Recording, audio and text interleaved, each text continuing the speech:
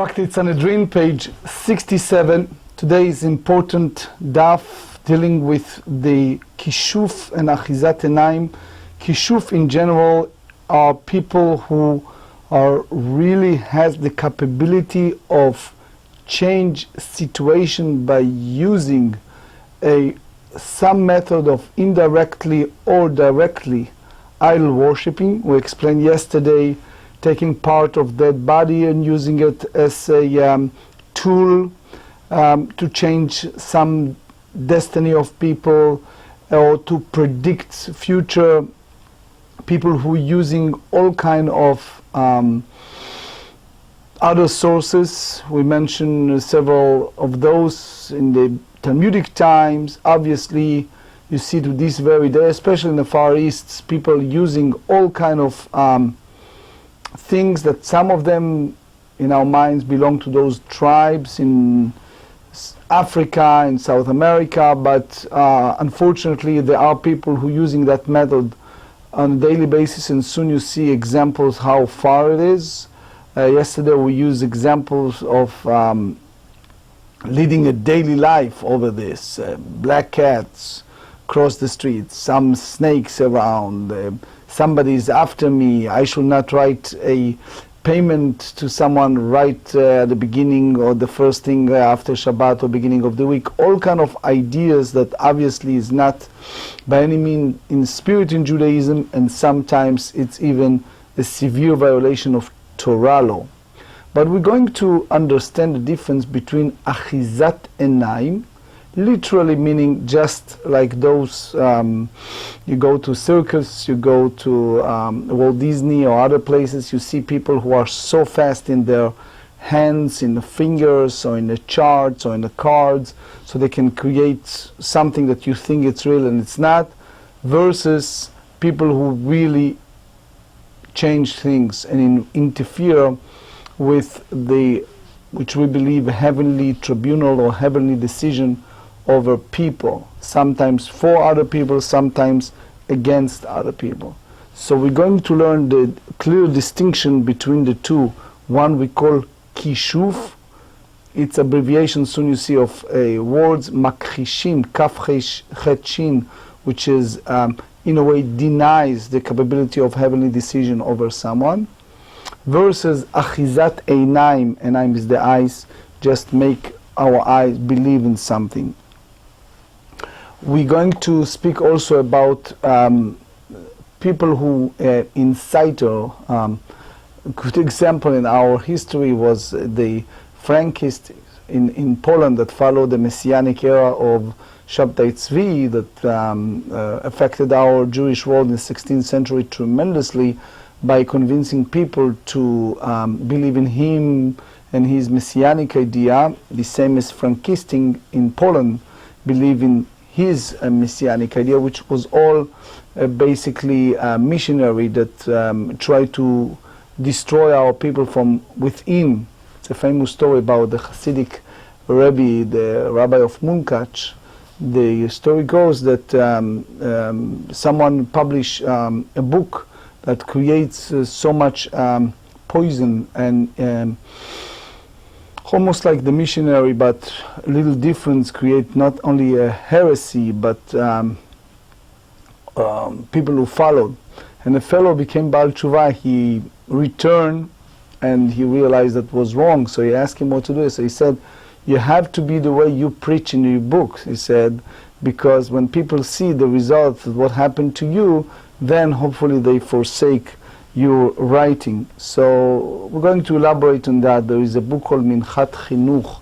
He's dealing with a question like that, someone who's really forsake our faith, and he's now the one who's Messit to Mediach, he's inciter in conjunction to idolaters, or even idolaters does that. The Minchat Chinuch and the Sdei Chemed dealing with these questions, but I would like to start with the Rambam. The Rambam tells us Ilchot Havodah Zara, Perek Chamishi, the 5th chapter, Halacha Aleph. So he said, an insider is liable whether he spoke in the singular or in the plural. For example, he said, I shall worship idols, or let us worship idols. So even the people did not follow him. So the Kesef Mishnah said, those people who instigate that basically are the people who are his Eidav. So Divrei David, that Reb David Karnulas is one of Rosh Yeshiva here in Baltimore, in Israel.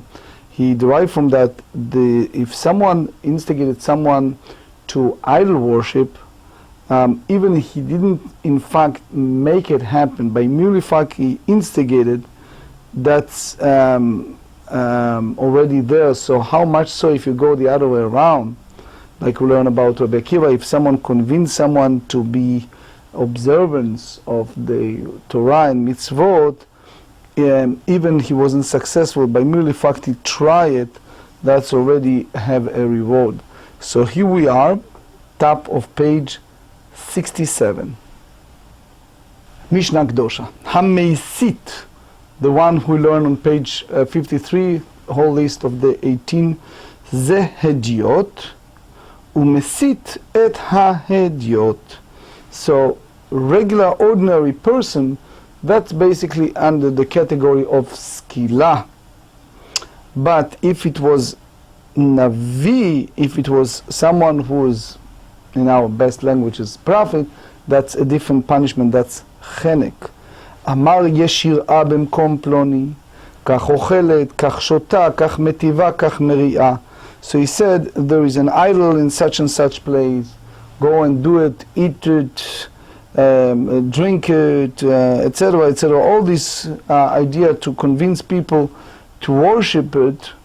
So the description is only if he spelled it out and said clearly, unequivocally to people, listen, this is this, and you should go and do it. So the description said in the Mishnah, the Meiri explained that that's the path of the inciter. That's the way they do it.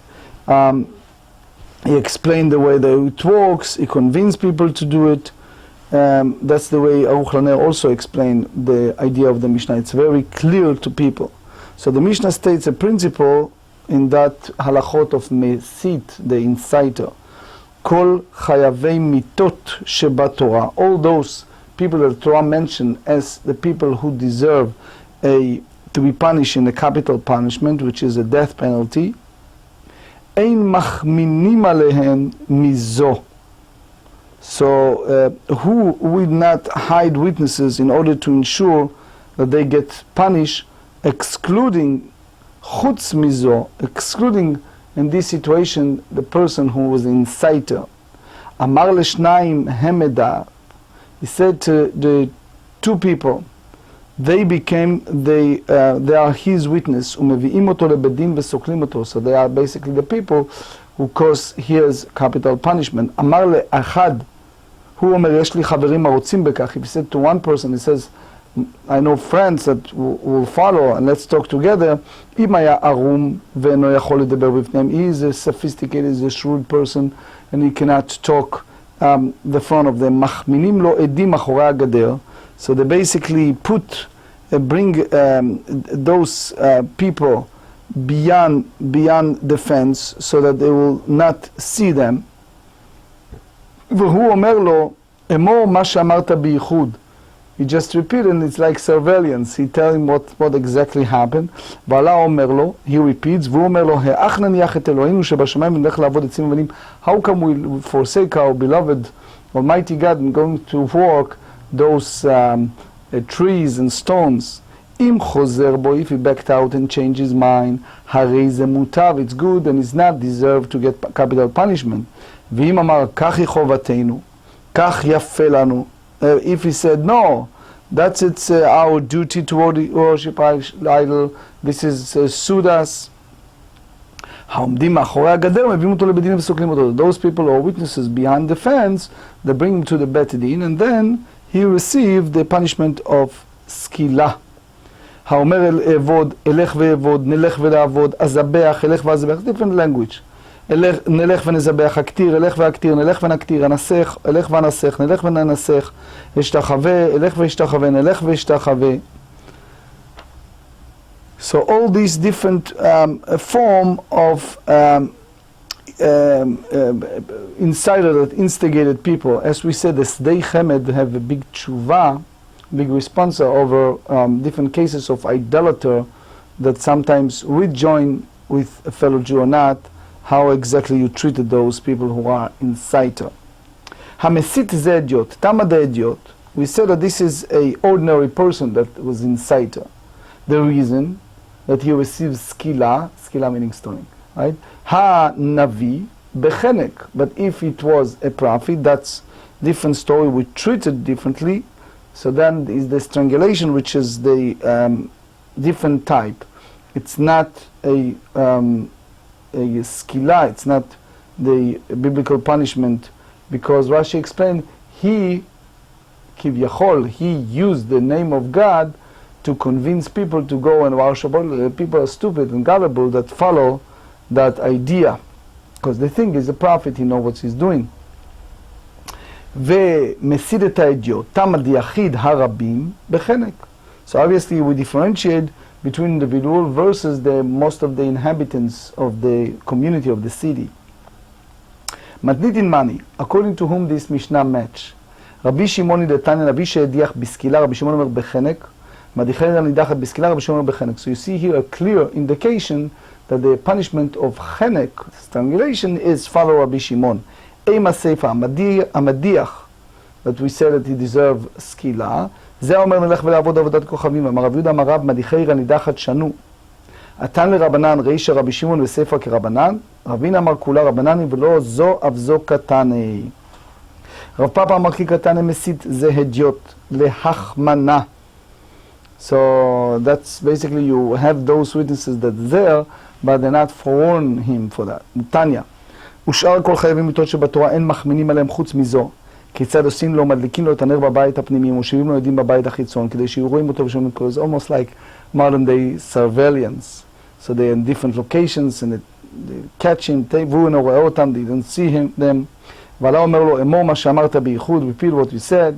It's like, you know, in those criminal cases, the police come back and with the potential convicted fellow, and they bring him to the scene and just ask him to repeat exactly what's involved.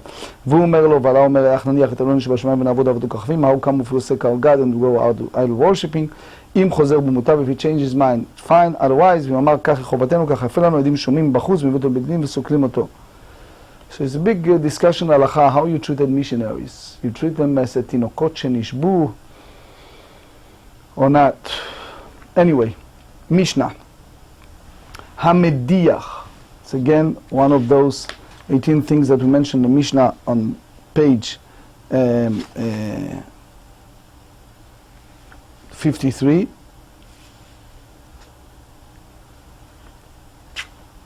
By the way, I just want you to know that there is a paragraph here that the censor took out. Obviously, it's I'm not going too much with the whole story, the whole conflict with Christianity. I'm just reading the text, and whoever understand. וכן עשו לבן סתדה בלוד ותלאו בערב הפסח. בן סתדה בן פנדירה הוא. אמר רב חיסדא בעל סתדה בועל פנדירה. בעל פפוס בן יהודה הוא אלא אמו סתדה, אמו מרים מגדלה נשיה אהבה.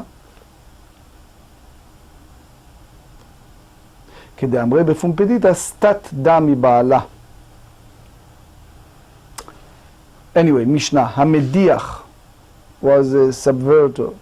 זה אומר נלך ונעבוד עבודת כוכבים, the one who said that let's go and idol worship.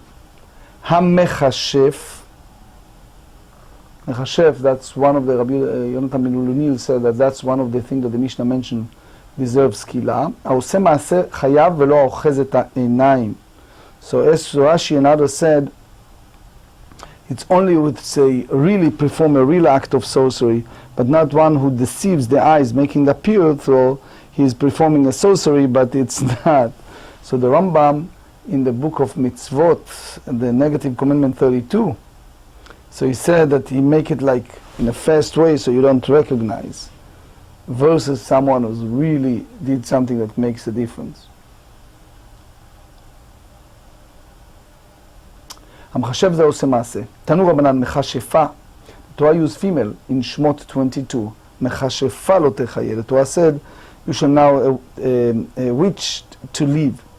So why it's female? So אחד האיש ואחד האישה. No matter if it's men or women.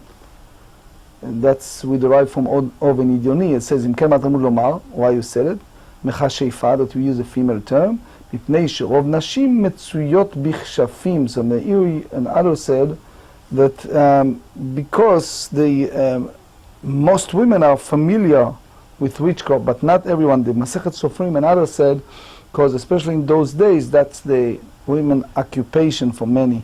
Which again, as we see, that it's many times what they are doing, if it's real stuff, it's a violation of Torah law. Anyway, מיתתן במה. רבי יוסי גלילי אומר, נאמר כאן מכשפה לא תחיה ונאמר לעולם לא תחיה לכל נשמה. So we learn from the verbal analogy in juxtaposition between the text in the book Shmot 22 and the book of Dvarim, chapter 20, verse 16. מה להלן בסייף, אף כאן בסייף. So it's meaning both, we learn from one to another, that is the sword. רבי עקיבא אומר, נאמר כאן מכשפה לא תחיה ונאמר להלן אם איש לא יחיה. So in this different source from the book of Shmot chapter 19 verse 13. מה להלן בסקילה, אף כאן בסקילה. So he said here both of them should be stoned because one applied to the other using the same term, which is לא תחיה לא יחיה. אמר לו רבי יוסי said to רבי עקיבא, אני דנתי לא תחיה מלא תחיה, אתה דנת לא תחיה מלא יחיה, which is a different pronunciation, different structure of meaning. So mine is more succinct and more, in a way, unambiguous or lucid that applies to the text itself. So אמר לו רבי עקיבא, אני דנתי ישראל שריבה בהם הכתוב מיתות הרבה, ודנת ישראל מעובדי כוכבים, שלא ריבה עליהם הכתוב אלא מיתה אחת. So he said, I derived the halacha concerning Jews from the halacha concerning those idolaters. From Jews, from another Jews. You derive halacha from Jews toward idolaters, so the verse includes only one type of death penalty, meaning this type of decapitation. So since that is the only way of capital punishment, it's applied to those idolaters. It cannot be derived through a verbal analogy, to just juxtaposition of Gzerah Shavah, that at the same time applies to the Jewish sorcerer. Basically that's the way the other nations used to do this type of action of sorcery.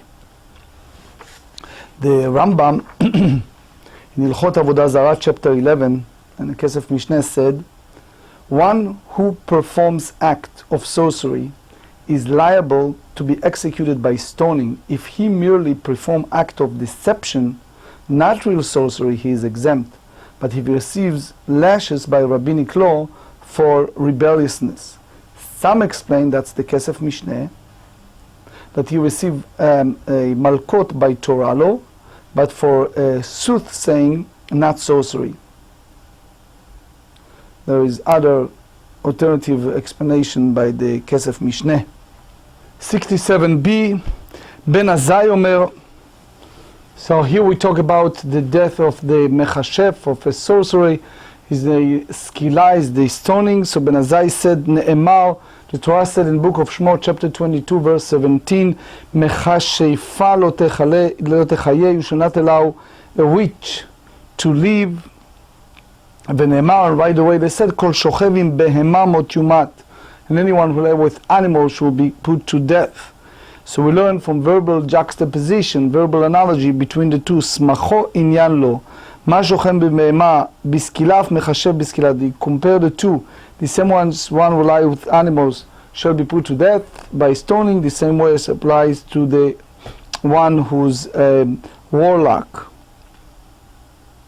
אמר לו רבי יהודה וכי מפני שסמכו עניין לא נוציא לזה בסקילה. Just because they are connected, they are close to each other, so you make it a stoning, a punishment is stoning. אלא מתי עובי עידוני בכלל מחשבים היו, ולמה יצאו להקיש להם ולומר לך מה עובי עידוני בסקילה ומחשב בסקילה. So that's basically the category of עובי עידוני, the same analogy. ולרבי יהודה נמי לעבר עובי עידוני שני כתובים באים כאחד וכל שני כתובים באים כאחד מלמדים. So basically there should be one of the principles of the 13 principles of Rabbi Ishmael that we said every day. It's anything that is in a kol davar shah b'chalal, anything that is in the general, so it's not just himself or anything else. So you have here two psukim to teach that the same way, the same matter. So the two psukim that come as well, they not teach us about each other. So here, if the halakha is taught in regard to two individual cases in the Torah, so we understand that the halakha applies only to those cases. But here the halakha applies to all other relevant cases as well, so it will not be necessary for the Torah to teach it twice. So the reality is that you have the two cases mentioned in the Torah indicates that there are exception to the rule. Amar Rabbi Zechariah, Ada. There's a few versions of who is Ada. That's in the Farshim. Anyway, Amara kasava Rabbi Yehuda shne ketuvim b'yom kechad melamdin. So a famous story about Reb Chaim Volozhin was a great Rosh Hashiva and Torah scholar. They noticed someone who came in from different communities, were unknown, and he was very persuasive, and everyone gave him a lot of money for his causes. And Reb Chaim Volozhin was noticed. He's a tremendous success above and beyond any other fundraiser. So he took him to his office, and he tried to convince Reb Chaim to give him, and he said to him, "You are a missionary." And he yelled at him, and eventually the guy admitted that is true. So he asked Reb Chaim, "How do you know it?" So he said something fascinating that we should all know. He said, if it was a regular Torah cause or real cause, it's always objection. You have people who oppose it. It's hard, it's difficult. Because you're so successful and you're so persuasive, it means that it's not from the side of Kedusha. It has to be something with the Tum'ah, with the source of impurity. From that, Reb Baruch Mibezhebush, the grandson of the Baal Shem Tov, used to explain the story of Joseph and the wife of Potiphar. So the Torah said, Kedabra elav yom yom. She tried to convince Yosef every single day to lie with her. So they said that she showed him in astrology that they have children together, etc. But Yosef noticed, because she came to him every single day and she was so persuasive, that it's not from the tzad kedusha, it's not from the side of holiness, and he realized that it's from the tum'ah, from the impurity. Amar Rabbi Yochanan, lama nikra shmam kshafim? Rabbi Yochanan said, what's the reason that they use the term kshafim? So they said shemakhishin pamalya shel mala, because they contradict the heavenly code, the heavenly sorcery appeared to contradict the law of nature that is established by the Almighty. And kshafim, it's the notrikon, is the abbreviation of the word kachash. So that's basically Rashi and others said that makhishim, they deny. It's a book called Nachlat Yaakov and Parashat Mishpatim. He explains, you brought the Rashba, that said that it brings also Balaturim, that's the story of the Amalek. Amalek was Mechashfim, was people like that, but because the people did not neglect the Torah and mitzvot, so they will be able to overcome those evil forces. Ein od milvado. That's so important. There is no one else but God Himself. The Torah said in Deuteronomy 4, which we all take it to our hearts, that nothing above is just directly to go to Hashem. Amar Rabbi Chaim afilu dvar kshafim. He says even matter of sorcery. Sorcery is ineffective against a righteous person. Ha'idata is a fascinating story about a woman. Dava kameadra lemishkal afra. Mitute karke Rabbi Chanina. Rabbi Chanina was a righteous man, and she tried to take a dust under his foot in order to do harm to him. Rashi in Chulin, page 7b, explained that she tried to basically get rid of him, but he felt, so Amar Loa, Im esteyat zili avidi enol mivdo ktiv. He said to her, good luck. If you're successful, do it. I don't have any fear because there is nothing else but God. So the Gemara said, Eni v'amar Rabbi Yochanan laman grash mam mechashvim shebakshim abal shemala. So Sishani Rabbi Chia nafil schutei. So said he is very different because he is such a high level of spirituality that that's the Rashba too said that Yad Ramah that they cannot overcome level of Rabbi Chanina of the spirituality. So the Benefesh HaChaim, it's a book called Nefesh HaChaim in Sha'ar Gimel, chapter 12. So he explained that the way Makhishim B'Mar Shmara, that the Almighty set up Kochavim Mazalot, stars and all these entities. So basically those forces cannot change the Markevet HaKdusha, the Plaroma, the entities around God. So therefore when they make Hashba'ot, they make all kind of oath and those names with Kochot de Kedusha, so that's always expunge or abrogated them. That's what they said in Tikkunei HaZohar. So that's the idea, Milvado, so the nothing, even Kshafim cannot overcome it. So that's, Rab Chanina was such a tzaddik that he didn't want to depend upon his Avodat Hashem, his service of God and his Torah. He just simple understand, and that's the idea. They just have this strong belief. That's it. It's said about the Grease of Brisk, the famous Rav, that when he was moved from Warsaw to Eretz Israel, so he was in a real, absolute dangerous, and he used that Sgula, Einod Milvado, always to remember that it's only God, and he saved many times. And that's if you read the Gemarrah Rabbi, the Imre Emet on Parashat Balak, he said that that's the whole idea of Enod Milvado. That Gemara in Chulin, page 7b, explains that Ein Adam Nokef Etzba Milamata, a person cannot move his even pinky. Ela Im Ken Machrizim Ala Ma'ala, only if it's heaven they announce. So that's the belief in Ashgacha Pratit, believe in the divine providence involved with everything. Amar Rabbi Aivu bar Nagri, Amar Rabbi Chaya bar Abba, Belatehem, they talk about all these Chartumim, Elu Maaseh Shedim, that's demons. Belatehem Elu Maaseh Kshafim, וכן הוא אומר, ואת להב אחרת מתהפכת. אומר רבי דקפי דמנה, שד לא קפי דמנה, כשפים. אומר רבי הלכות כשפים, כי הלכות שבת, יש מהם בסקילה ויש מהם פטור, אבל אסור, ויש מהם מותר לכתחילה. So Rabbi explained. העוס מעשה בסקילה אוחז את העיניים פטור, just as we explained earlier, just make it believe. אבל אסור, but you shouldn't do it. מותר לכתחילה כדי רב חנינא ורב הושעיה. כל מה לישבתא ואסקי בהלכות יצירה. So I mean that בספר יצירה. מבר לו עגלתילתא ואכללי. So they have a special calf and they eat it. So obviously the Meforshim said that either they do it for כבוד Shabbat, Torah Chaim said, or others said that they do it for other spiritual enlightenments. אמר רבי אשי, חזינה לעבור דקרנא דנפיץ, ושד קריחא דשיראי מן חירי.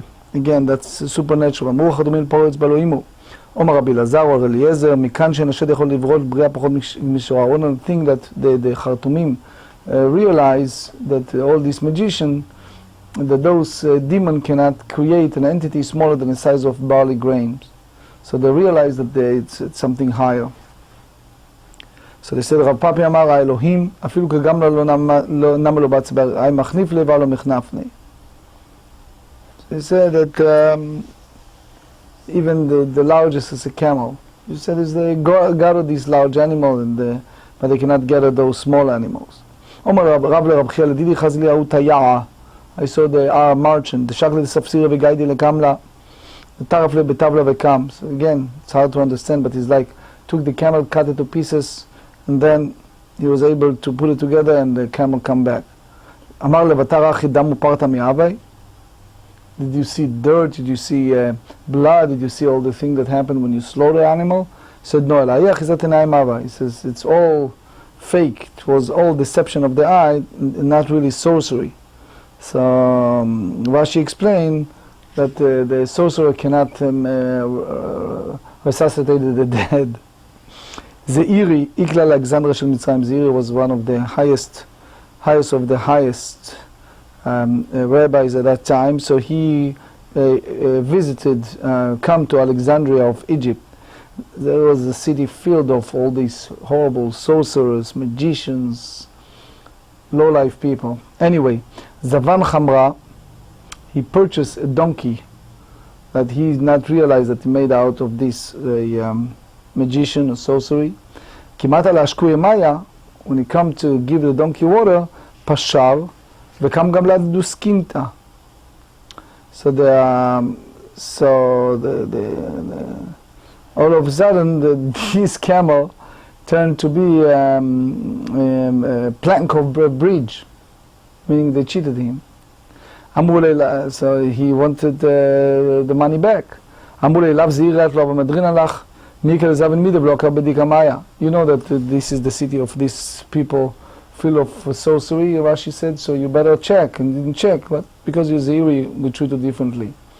Yanai, some say that it's just a lay person, but anyway, Yanai klala ushpiza, amarlu ashkayan maya, karevu shatita, chazalek amar chashan siftedei. So you notice that woman moved her lips.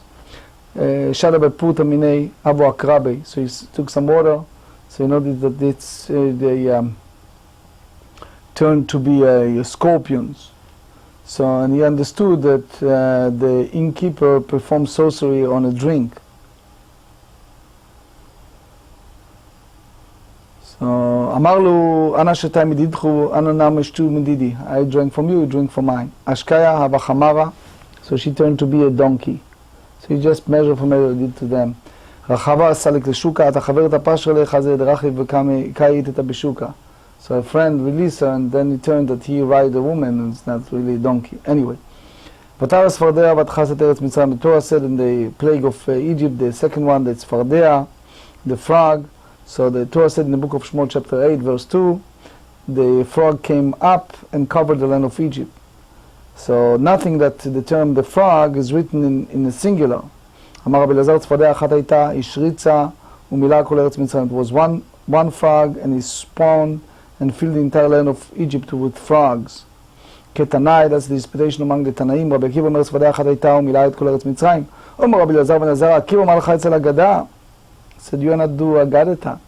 Kalei b'dibotecha v'lech etzel negaim v'olot. You are genius in the Negaim and Olot, so it's preferable that you teach halachot that it's impurity or leprosy, and the impurity imparted in the tent, which is among those difficult area in halachot, and are within your field of expertise.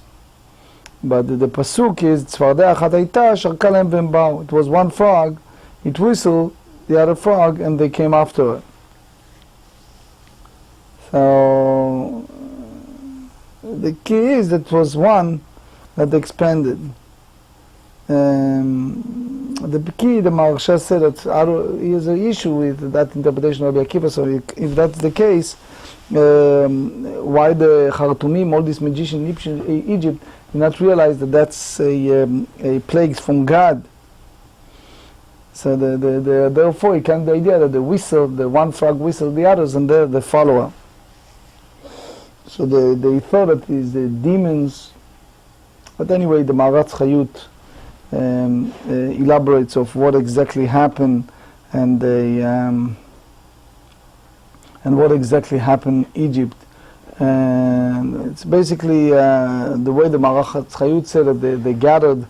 Apparently, they mean that they gathered frogs from other places using sorcery without even having to create them.